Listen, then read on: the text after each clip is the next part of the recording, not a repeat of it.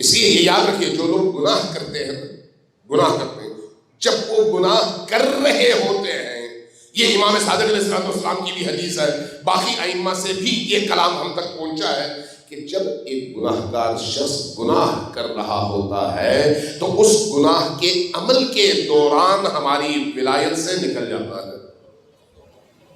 ذرا سوچیے اس کا کیا مطلب ہے؟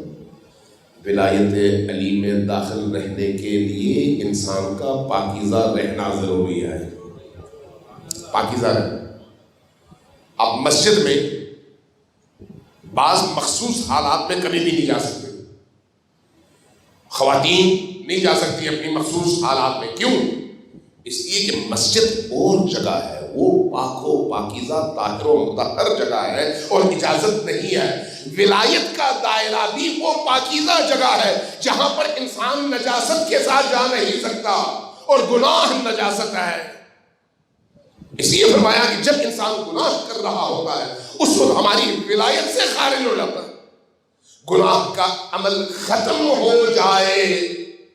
کیونکہ انسان ایک گناہ کرتا ہے چند لمحوں کے لیے کرتا ہے، جھوٹ بولتا ہے چند منٹ، نامحرم کو دیکھتا ہے چند منٹ، یا حرام کھاتا ہے چند لمحے، لیکن جن گناہوں کے اثرات وقت کے ساتھ ختم ہو جاتے ہیں اس کے نتیجے میں تو انسان واپس لوٹ آتا ہے ولایت علی اور آل علی میں۔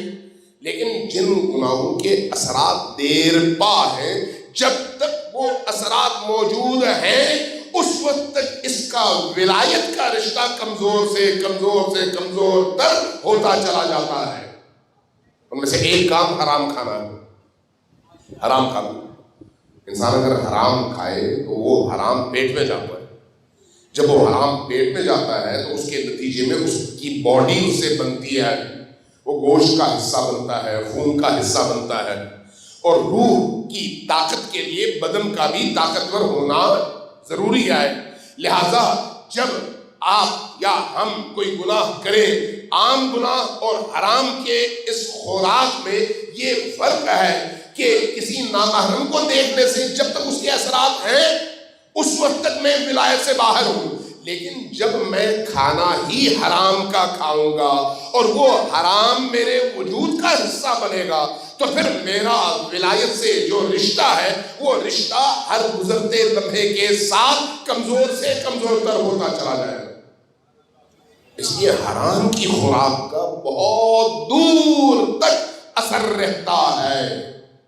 اس لیے پیٹ میں جب ایک لقمہ حرام کا جاتا ہے تو وہ ایک لقمہ انسان کی زندگی کو دگرگوں کر دیتا ہے۔ اس لیے کہا گیا حرام خوراک سے، حرام لقموں سے بچو۔